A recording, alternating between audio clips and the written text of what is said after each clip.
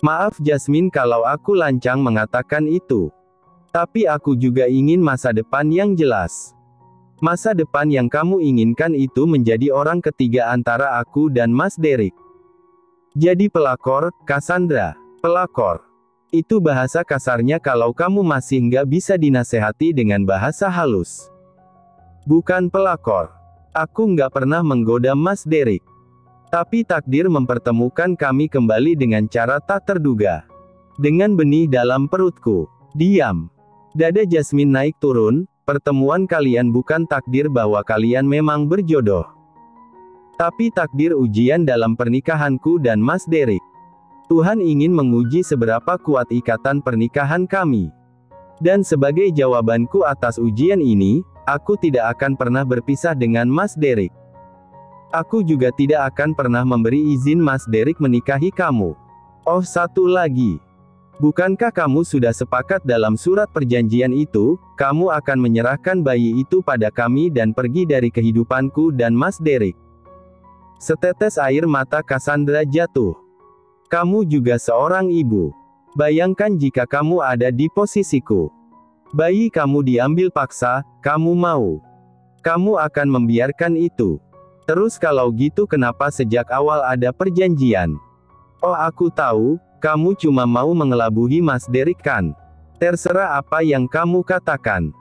Aku akan memperjuangkan hakku dan anakku di rumah ini. Aku ingin menjadi istri kedua Mas Derek dan tinggal di rumah ini. Aku tidak akan pernah membiarkan itu terjadi. Sekarang kamu pergi dari rumah ini. Pergi. Aku tidak mau. Dengan keras kepala Cassandra duduk di sofa. Tingkahnya benar-benar menjengkelkan. Kemarahan Jasmine sudah di ujung tanduk. Geram, Jasmine mencengkeram lengan Cassandra dan menarik-nariknya keluar dari rumah. Keluar kamu dari sini. Aku tidak akan kemana-mana. Ini rumahku. Aku juga berhak tinggal di sini. Kamu tidak punya hak. Pergi sekarang. Atau aku laporkan ke polisi. Laporkan saja. Sama saja kamu mengumbar aib suamimu. Polisi menangkapku dan menginterogasiku. Aku cukup bilang Mas Derek meniduriku sampai hamil dan kerusuhanku di sini untuk menuntut tanggung jawab. Kamu tahu yang akan terjadi setelah itu, bom berita meledak. Suruh pelosok negeri akan tahu aib suamimu yang sudah meniduri perempuan lain. Dengan begitu Mas Derek pasti akan membencimu. Kalau begitu aku akan mengusirmu dengan caraku. Jangan marah jika aku terlalu kasar. Lepas. Pak Burhan, Bibi, teriak Jasmine meminta Artnya untuk membantunya mengusir Cassandra karena Cassandra terlalu keras kepala. Aku bilang lepas. Kesal karena ditarik-tarik, Cassandra mendorong Jasmine dengan kuat. Bro, Art. Jasmine jatuh di lantai. Non, Pak Burhan dan Bibi yang tiba di sana terkejut. Cassandra juga tidak kalah terkejut melihat Jasmine tampak kesakitan. Bi sakit, Bibi. Non. Jasmine meringis sambil memegangi perutnya. Kita bawa ke rumah sakit, ucap Bibi. Mereka segera membawa Jasmine masuk ke dalam mobil. Sedangkan Cassandra masih mematung di tempat. Tidak, aku tidak sengaja. Cassandra kalut dan khawatir. Tidak bisa dipungkiri hatinya takut. Takut terjadi sesuatu pada janin dalam perut Jasmine. Akhirnya Cassandra masuk ke dalam mobil dan menyuruh sopir untuk mengikuti mobil Jasmine ke rumah sakit. Cassandra ingin memastikan kondisi Jasmine. Di depan ruangan pemeriksaan, Cassandra mondar-mandir bersama Bibi dan Pak Burhan. Hingga sebuah suara menyita perhatian mereka. Pak Derek, sapa Bibi dan Pak Burhan. Mas, Cassandra juga ikut menyapa. Derek tidak sendirian. Ada Sagara datang bersamanya. Saat sedang bicara berdua dengan Sagara membahas anniversary perusahaan, tiba-tiba Pak Burhan menelpon. Seketika jantung Derek seakan berhenti berdetak saat Pak Burhan mengatakan Jasmine mengalami sakit perut dan masuk ke rumah sakit. Sepersekian detik kemudian, perasaan Derek berubah marah saat Pak Burhan mengatakan Cassandra yang mendorong Jasmine. Kamu. Derek menajamkan mata pada Cassandra. Apa yang kamu lakukan pada istriku? Aku tidak melakukan apa-apa, Mas. Tidak melakukan apa-apa tapi Jasmine masuk rumah sakit. Ya, kami sempat berdebat tadi. Tapi aku tidak berusaha menyakiti Jasmine. Bagaimana kalau Jasmine pura-pura sakit? Dia ingin menempatkanku seolah aku penjahat. Padahal aku juga tidak sengaja. Aku kesal karena Jasmine memaksaku keluar dari rumah kamu. Lalu, diam. Derek berteriak seperti orang kesetanan. Tutup mulutmu. Beraninya sekali kamu menuduh istriku pura-pura saat kondisinya separah itu sampai dibawa ke rumah sakit. Jasmine, bukan kamu yang suka pura-pura. Aku pura-pura. Kapan aku pura-pura, Mas? Semua yang aku katakan adalah kebenaran. Aku tidak salah. Aku tidak mencelakai Jasmine. Aku hanya kesal karena dia terus memarahiku dan aku mendorongnya. Kedua tangan Derek terkepal kuat. Seandainya Cassandra bukan perempuan, sudah pasti melayangkan pukulan di wajahnya. Kalau sampai terjadi sesuatu dengan janin dalam perut istriku, aku tidak akan pernah memaafkan kamu. Aku akan melakukan hal yang sama dengan janin dalam perutmu. Cassandra tersentak luar biasa. Apa maksud kamu, Mas? Jadi kamu mau menggugurkan kandunganku kalau seandainya kandungan Jasmine keguguran? Mas, bagaimana bisa kamu setega itu? Sudah aku bilang kan, aku tidak sengaja. Dan seandainya anak Jasmine meninggal itu karena takdirnya meninggal. Tapi kamu justru ingin membunuh anakku yang tersisa. Bisa jadi setelah anakku meninggal kamu tidak punya keturunan seumur hidup. Aku memilih tidak punya keturunan daripada aku punya keturunan dari perempuan selain Jasmine. Aku terlalu bodoh. Saat kamu memberitahuku kamu hamil, aku terlalu bahagia. Akhirnya aku memiliki anak kandung yang aku nantikan selalu bertahun-tahun. Tapi bukan itu yang sebenarnya aku inginkan, yang aku inginkan hanya Jasmine. Dengan atau tanpa anak, aku akan terus bersama Jasmine. Cassandra menggelengkan kepala dan setetes air matanya jatuh membasahi pipi. Kamu egois, Mas. Aku juga mengandung anak kamu. Tapi kamu cuma peduli dengan anak Jasmine. Cukup, aku tidak mau mendengar ocehan kamu lagi. Pergi dari sini, jangan pernah muncul di hadapan Jasmine. Sampai aku melihat sebatang hidung kamu muncul di hadapan Jasmine, aku tidak akan pernah memaafkan kamu. Enggak, aku enggak mau pergi. Aku mau menunggu Jasmine siuman. Dia harus menjelaskan semuanya. Supaya kamu tidak salah paham lagi. Kamu harus percaya padaku, Mas. Aku difitnah. Jasmine hanya pura-pura. Kesal juga dengan drama ini, Sagara mencengkeram lengan Cassandra dan membawanya pergi dari sana. Apa-apaan kamu? Lepas. Aku masih ingin bicara dengan Mas Derek. Jangan ikut campur kamu, Sagara. Sagara menulikan telinga dan terus menarik Cassandra menuju ke parkiran rumah sakit. Lepas, Cassandra menangkis kuat hingga cengkraman tangan Sagara terlepas. Aku bilang jangan ikut campurkan. Apapun yang menjadi urusan Derek, jadi urusanku juga. Apalagi jika itu hubungan dengan perempuan licik seperti kamu. Cassandra tertawa. Sagara, jangan sok baik deh. Sejak kapan kamu peduli dengan kakak kamu? Dari dulu kamu juga membencinya kan? Ya, aku membencinya. Dan hanya aku yang boleh membuatnya menderita. Orang lain tidak boleh menyakitinya. Apalagi kamu. Orang gila yang nggak tahu diri. Nggak tahu diri, memangnya apa yang aku lakukan? Aku korban di sini. Saat aku mabuk, Derek memanfaatkan kesempatan untuk menyentuhku sampai aku hamil. Beberapa minggu yang lalu Derek sangat perhatian padaku, tapi setelah istrinya hamil aku dicampakkan. Aku juga punya perasaan. Aku sakit hati. Sagara harus mentok kesabaran menghadapi perempuan setengah gila ini. Kapan Derek bilang tidak akan bertanggung jawab pada anak kalian? Dia akan tanggung jawab membesarkan anak kamu bersama Jasmine. Kamu juga setuju kan? Terus kenapa tiba-tiba berubah pikiran? Kamu justru mencelakai Jasmine. Berharap anak Jasmine mati dan Derek akan menyayangi anakmu sepenuhnya. Kamu salah besar. Sagara selangkah maju. Derek akan benar-benar melenyapkan anak kamu jika Jasmine keguguran. Maka berdoalah semoga kandungan Jasmine baik-baik saja, demi dirimu sendiri. Tanpa menunggu jawaban Cassandra, Sagara langsung pergi. Meninggalkan Cassandra yang mematung di tempat dengan setetes demi tetes air mata membasahi pipi. HARGGGGG. Cassandra berteriak menyita perhatian orang-orang yang berlalu lalang di parkiran. Perlahan Hyuna membuka mata. Kepalanya terasa berat dan pusing sekali. Sekajar tubuhnya juga terasa sakit dan perih. Semua rasa sakit ini menunjukkan Hyuna masih hidup. Padahal saat membuka mata tadi Hyuna berharap sudah pindah alam. Tapi sepertinya takdir belum merestuinya untuk berpulang. Bos, Hyuna sudah sadar. Samar-samar Hyuna mendengar teriakan dari luar. Lalu saat mengarahkan pandangan pada pintu, sosok laki-laki tegap dan tinggi masuk ke dalam kamar. Levi. Lagi, masih terjebak bersama laki-laki yang sangat dia cintai ini. Bos, kita bisa mulai interogasi sekarang. Saya siapkan alat-alatnya. Kejut listrik, cambuk, pisau, ada tambahan lagi bos. Levi memejamkan mata mendengar permintaan kedua anak buahnya. Tanpa mereka sadari darah Levi bergejolak. Kemarahan mengalir dalam tubuhnya. Tapi Levi juga tidak berhak marah pada mereka.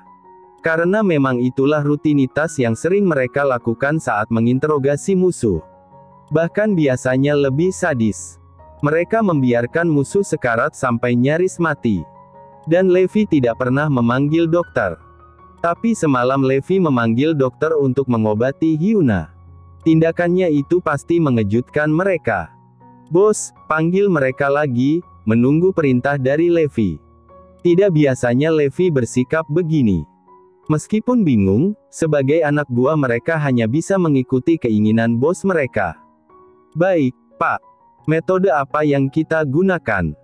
Biar saya saja yang mengurus, kalian keluar dulu. Baik, Pak.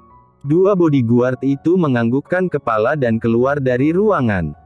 Dalam keheningan menyelimuti, hanya ada Levi dan Hyuna di ruangan itu. Minum dulu. Levi membantu Hyuna duduk dan mengarahkan air mineral pada bibirnya. Kenapa kamu repot-repot mengurusku? Sudah aku bilang kan. Metode apapun yang kamu gunakan untuk menginterogasiku tidak akan bisa. Aku tidak akan pernah mengganggu. Minum. Levi menajamkan mata membuat Hyuna menghentikan kalimat. Cukup lama Hyuna terdiam dengan pandangan mata tak lepas menatap wajah Levi. Dari jarak dekat begini, jantung Hyuna berdebar. Setelah meneguk 3 kali tegukan, Levi meletakkan botol itu di meja. Kenapa kamu tidak membunuhku saja? Tuanmu bilang tidak membutuhkanku. Dia masih bisa mencari tahu keberadaan pelaku yang sebenarnya dengan bantuan orang lain. Pengakuanmu adalah jalan pintas tercepat menemukan pelaku utama. Dan kamu yakin aku akan mengganggu? Levi menarik nafas dalam. Aku tidak pernah menyangka kamu akan jadi seperti ini. Aku pikir selingkuhanmu itu jadi pelabuhan terakhir dan kamu menikah. Kamu pernah bilang salah satu impian kamu adalah menjadi seorang istri dan ibu rumah tangga. Tapi kamu justru menjadi tangan kanan seorang penjahat. Kamu percaya saat aku mengatakan itu? Hyuna tertawa. Kamu sama seperti korbanku yang lain. Bodoh, naif, gampang ditipu.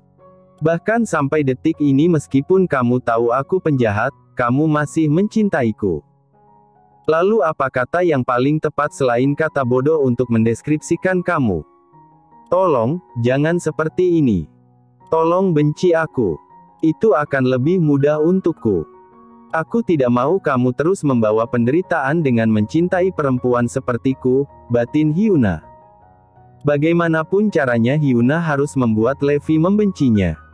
Dengan begitu Levi bisa move on dan mencintai perempuan lain. Levi pantas mendapatkan perempuan yang lebih baik. Aku akan menyiapkan ruang interogasi untukmu.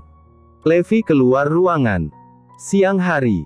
Sagara masih di rumah sakit menemani Derek menjaga Jasmine. Jasmine sudah siuman.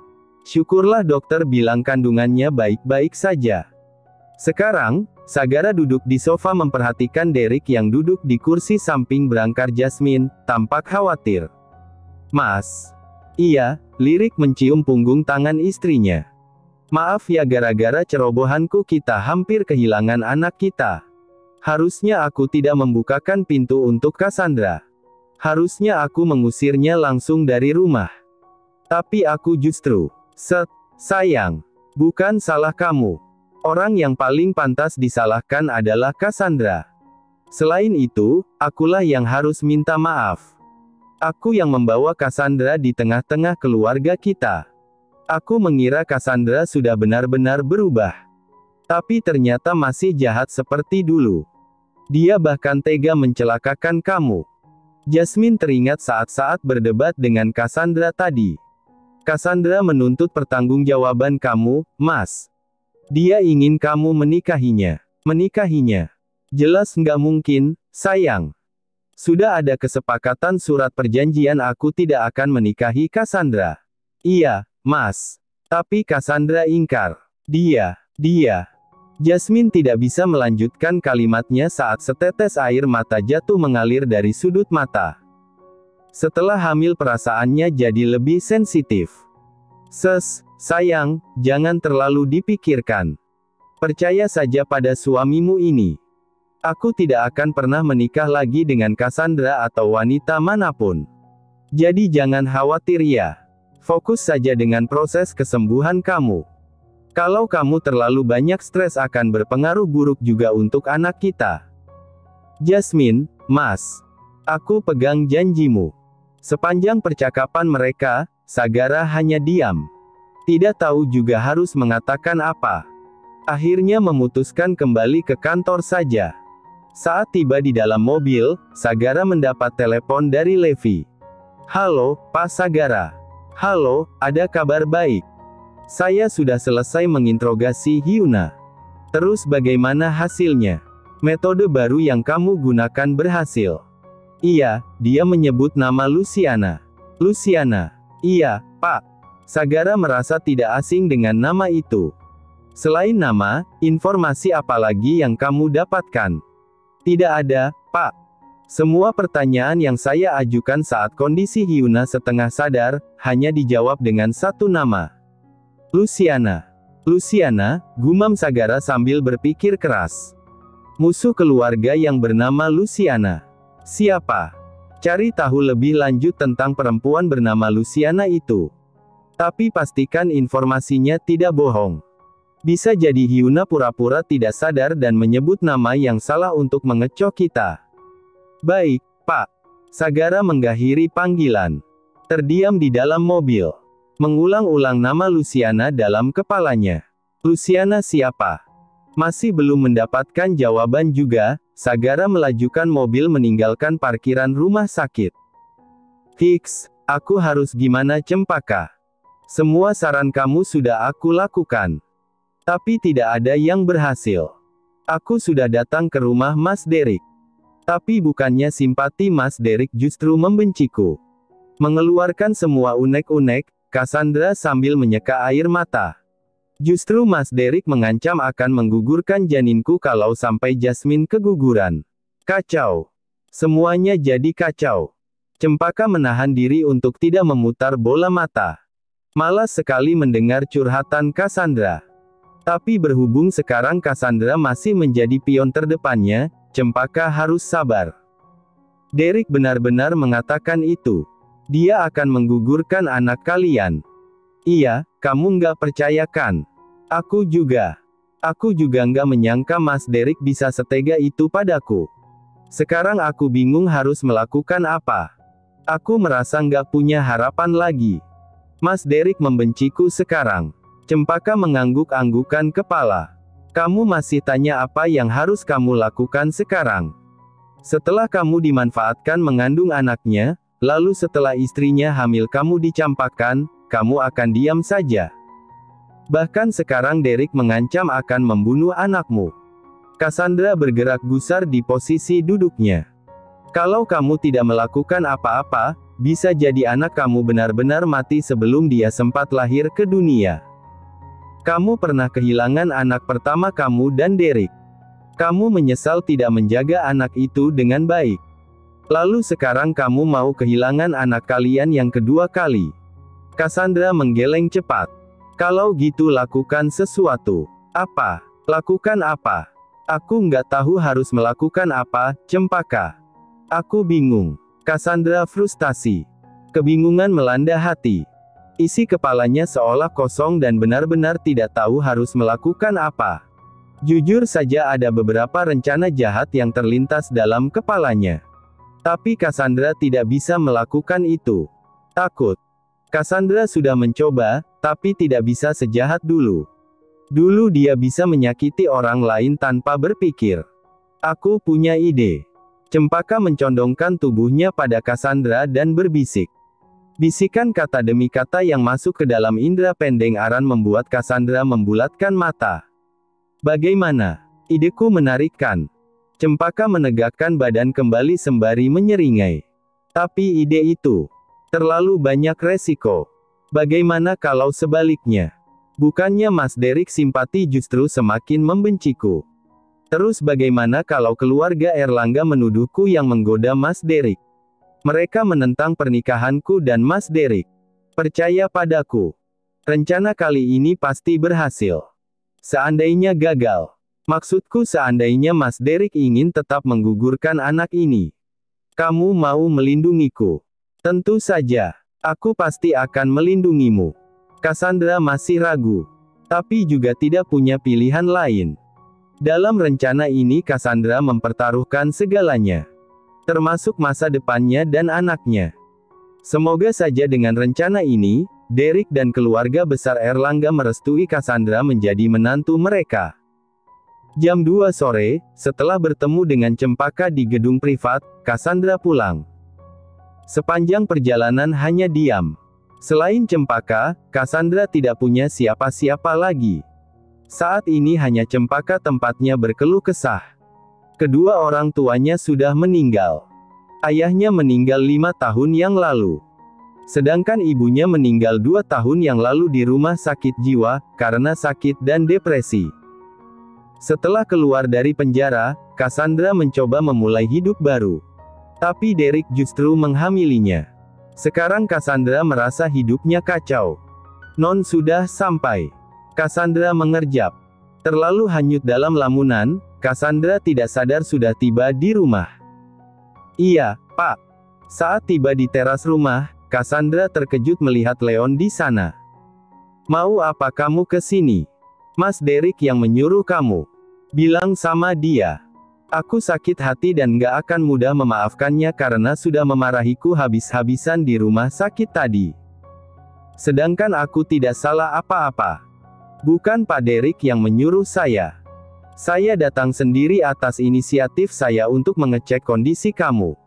Sebagaimana tugas saya yang diamanahkan Pak Derek beberapa minggu yang lalu. Tadinya Cassandra sudah senang Derek menyuruh Leon untuk mengecek kondisinya.